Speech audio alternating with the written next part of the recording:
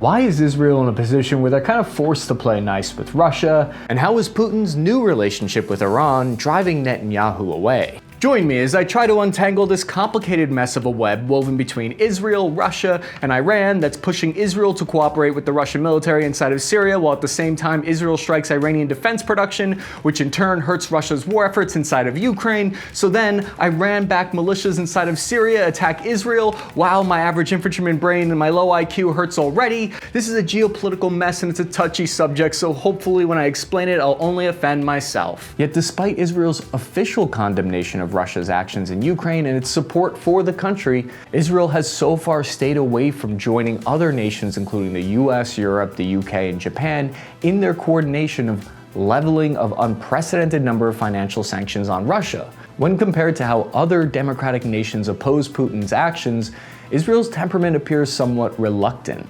And why is that? Part of the reason is because before the war in Ukraine, upwards of 100,000 Israelis lived in Russia, and hundreds of thousands of Russians called Israel home.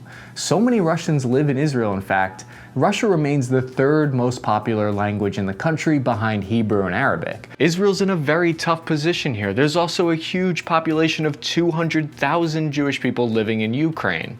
In fact, the ties between Russia and Israel were so strong that by 2011, Putin was quoted as saying the two nations, quote, share a common family. While endearing at the time, after this same verbiage was used by Putin to justify invading Ukraine, these words aged somewhat awkwardly and like milk. As of 2022, about 15% of the Israeli population is Russian-speaking, and the Russian-speaking community accounts for 15% of Israel's total eligible voters. That accounts for over 1 million people in the country, with a total population of only 9.9 million people. At their closest border points, Israel's only about 835 miles or 1,300 kilometers away from Russian territory, about the same distance from New York City to Florida. They also have to consider that Russia is keeping a heavy military presence inside of Syria with boots on the ground. These Russian forces are right on Israel's northern border, and the Israeli Defense Forces benefit from being able to continue airstrikes against Iran-backed targets there. What if Russia made a no-fly zone for IDF fighter aircraft? This is only one part of the weird relationship between these two nations that has forced Israel to take a kind of neutral position. Oh, this is awkward. If you disagree with how I've characterized that, take solace in the fact that I have a public school education and have no idea what I'm talking about. So Israel remains one of the only democratic countries and close US allies to refrain from sanctioning Russia fully. Israel has also staunchly refused to send any military weapons to Ukraine. This includes the Iron Dome, one of the most sophisticated anti-air defense missile systems in the world. The Iron Dome consists of radar detection, a command and control system, and an interceptor missile. The system boasts a 90% success rate and over 2,000 successful interceptions. According to one of the system's manufacturers, President Zelensky had made multiple requests for the system, but Israel has consistently refused to grant them. With a topic that can be considered too hot to touch like this one, I'll just put my cards out on the table and let you know my bias, so you know where I'm coming from instead of me trying to hide the ball here. As you know, I'm a big supporter of America's strategic allies in general, including Israel, while also acknowledging nobody's perfect. And yet it's clear to see why Russia wants an ally in Israel. Israel is incredibly geopolitically important, not only to the United States, which sees them as the only free country in the region, but also for Russia. Israel's economic power is unprecedented in the region. They discovered massive natural gas fields off its coasts, and when you combine that with their role as a high-tech creator, this means Israel now has the funds to defend themselves. This also means Israel is not on the hook for Russian oil like many Western countries are. Their biggest import from Russia in 2021 was pearls, precious stones, metals, coins at about $429 million. But something major has changed the relationship with Russia and Israel in an unexpected way. The Abrahamic Accords, announced in August 2020, completely rewrote the security relationships in the Middle East. The Abrahamic Accords were almost as successful as the Israeli thirst trap TikToks. Wait, no, stop the psyops, time out. We're talking about boring geopolitics, boys, stay focused. It was passed under US President Trump. The Abraham Accords was an effort to encourage efforts to promote interfaith and intercultural dialogue to advance a culture of peace among the three Abrahamic religions and all of humanity.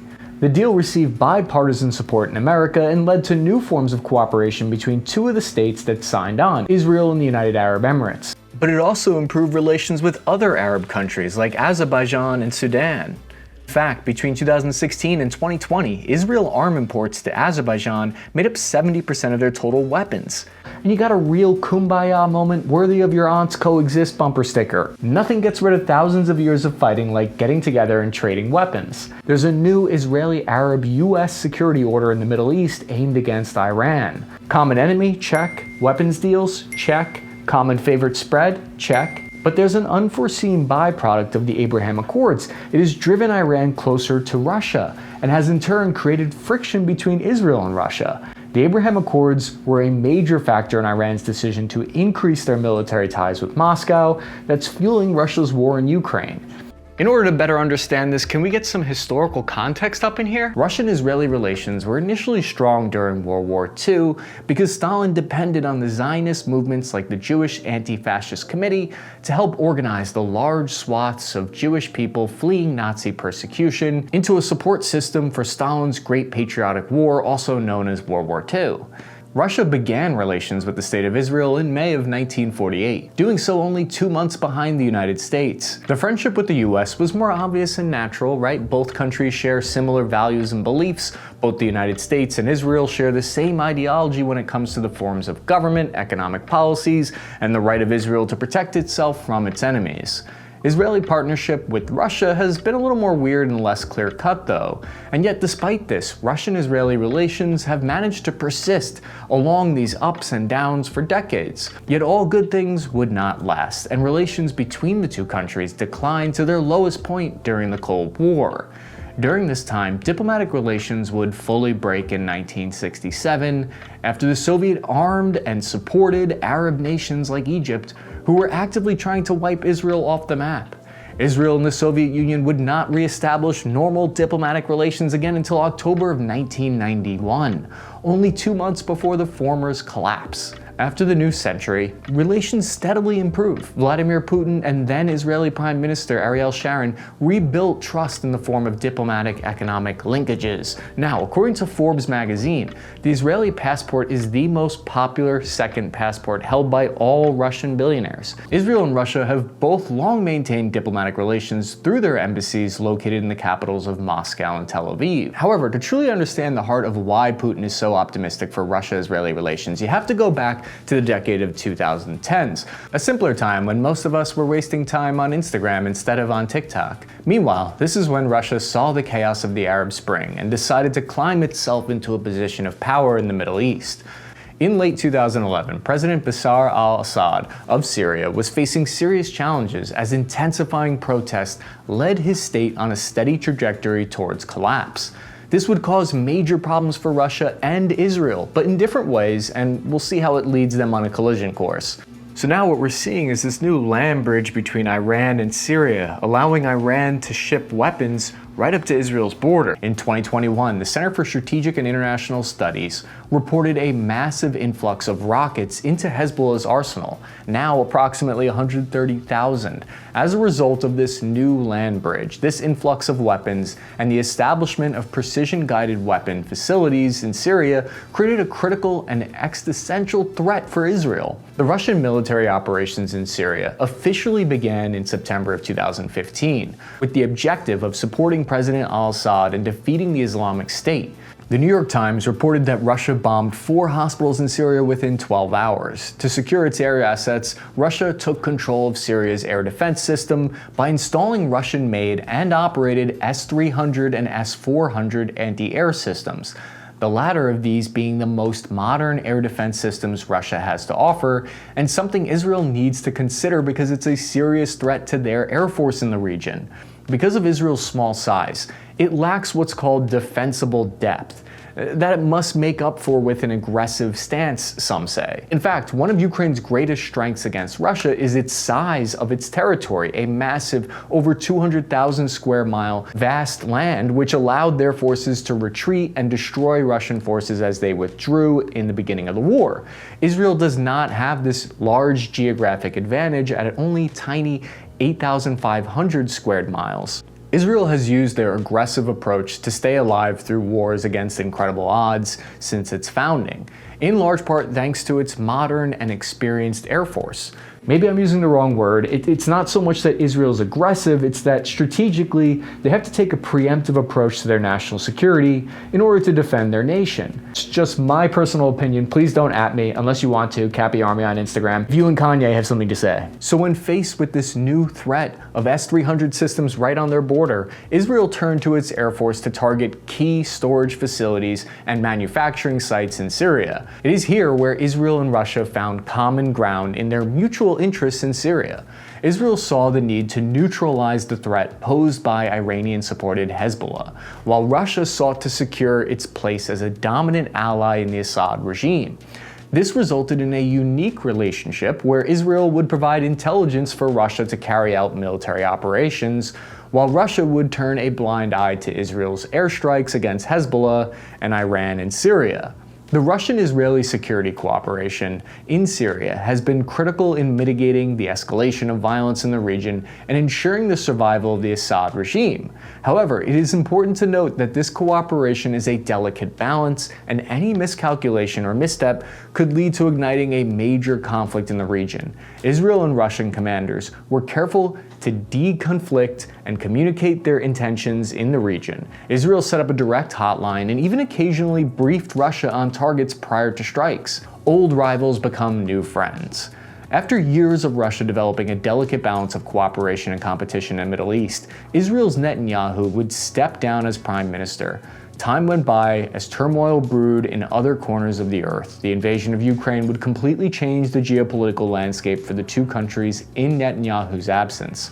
Demand for troops and equipment in Ukraine became quickly apparent after Russia's initial failed blitz for Kiev, and Russia began moving its air defense systems and operators out of Syria. 1 month before Russia's reported departure, an S-300 fired at an Israeli jet over Syria. No injuries were reported from the incident, and Israeli defense minister was quick to describe it as a one-off incident. Perhaps this was truly a miscommunication among the friction and fog of war. However, to me, the timing appears remarkably coincidental. This incident could serve as a powerful reminder to Israel of just what is at stake if they do decide to go too far in antagonizing Russia over Ukraine. Russia's potential to retaliate could have serious consequences for Israel's ability to protect itself beyond its borders with Syria. Meanwhile, the war in Ukraine forced Russia to reevaluate its relationship with Iran from a state of competition to one of cooperation, full-blown cooperation. Iran is now sending military equipment, uniforms, and drones to Russia, and the two nations are in the process of setting up Iranian manufacturing plants for these drones within Russia.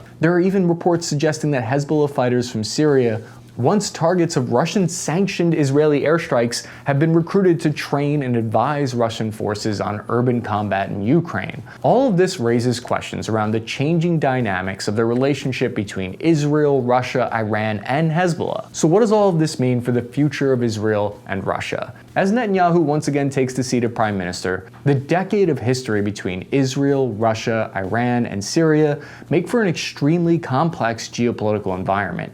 In December, as the year 2022 drew to a close, President Putin called newly re-elected Israeli Prime Minister Netanyahu to congratulate him on his electoral victory. Since the invasion in February, Russia has watched Israel cycle through two prime ministers, Bennett and Lapid, before returning again to Netanyahu. During this call, Putin confidently expressed hopes for future cooperation between the two nations. Before his re-election in December of 2022, Netanyahu served previously as Israel's prime minister from 1996 to 1999, then again from 2009 to 2021. With this long track record of public service in Israel's highest seat, Netanyahu's victory in December might appear unsurprising. However, it was more contested than you might think. According to Associated Press, Netanyahu was able to eke out a victory in the fifth round of voting, only after joining forces with a collection of far-right and ultra-Orthodox partners. Since taking office, Netanyahu and his cabinet have worked hard to please his base of supporters, taking a strongman approach to government. His policies have worried some for the future of the nation's democracy. Other concerns center around the protection of democratic institutions, with a new proposal that would, quote, give Parliament the authority to overturn Supreme Court decisions with a simple majority. Critics say that would destroy Israel's democracy and its system of checks and balances. This push for government policies are aimed at pleasing a core base of the far right. Russia's February invasion of Ukraine was considered a changing point in relations between the two countries. Israel joined democratic countries around the world condemning Putin in a vote at the United Nations. Today, Israel's actions will have ripple effects and impacts to a much greater degree than before, with Iran now playing a crucial role in supporting Russia in its war against Ukraine. Any strikes made by Israel could cause unintended consequences and political harm for Russia's war efforts. These ripple effects are already taking place. On January 29th, a facility inside Iran believed to manufacture military drones was targeted by what Iranians are now saying was an Israeli airstrike. While this strike may be successful in securing Israel, it will likely impact Russia's weapon supply for Ukraine. Another geopolitical player is also entering the mix, which may bring further potential harm to the relationship between Israel and Russia.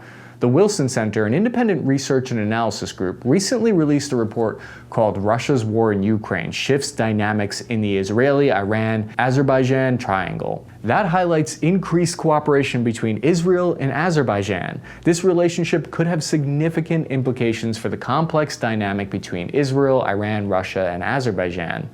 This alliance between Israel and Azerbaijan has reportedly led to increased intelligence sharing on Iran. This has provoked Iran enough for the Iranian Revolutionary Guard Corps to conduct massive military exercises along the Azerbaijan border. Azerbaijan is located in a geographically sensitive region for both Russia and Iran. On one hand, it is situated north of Iran, sharing a border and only separated a short distance from Tehran. On the other hand, it also shares a border with Russia's soft underbelly. This area Russia considers sensitive to national security, as demonstrated by Putin's 2008 eight-day annexation war with Azerbaijan's neighbor Georgia when they were considering NATO membership. Azerbaijan gained attention in 2022 due to its short war with Armenia. Both sides relied heavily on drones and modern munitions in the contested region there. Despite being officially neutral in the conflict, Russia has traditionally supported Armenia. Likewise, as Azerbaijan becomes increasingly Western aligned, Iran is also siding with Armenia. Iran is providing arms and advisors and insisting that a supply corridor between the two countries through Azerbaijan remain open.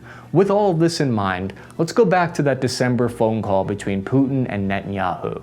After years of cooperation between the two leaders in Syria, Putin's optimism about cooperation in the future is understandable. However, in the 2 short years since Netanyahu left office, the situation has changed. Now every action Israel makes against Iran must be considered in the light of their impact on Russia's war in Ukraine, rather than on their support for Russia in Syria. As Russia shifts its focus to Ukraine and reduces its involvement in Syria, there is less incentive for cooperation between the two countries. The unlikely alliance between Russia and Israel serves as a reminder of the complexities and shifting dynamics of international relations in the modern world. Meanwhile, Israel's deepening relationship with Azerbaijan only adds to the growing geopolitical building pressure between these two nations. And if you want to disagree with me, that's great. And either way, I encourage you to do your own research further into the topic and write your thoughts in the comment section below. I'm happy to chat with you guys in this civil manner there. I've always been impressed with the Spare Parts Army ability to disagree in a respectful way. But I'm curious to know what you guys think in the comments section. Thank you for watching. If you enjoyed this rundown, you found it valuable in any way, please consider hitting the like and subscribe button. I'm your average infantryman, Chris Cappy. We've got inflation, Afghanistan, Russia, China, Iran. Okay, what's the plan? We're doing all we can to screw up the world.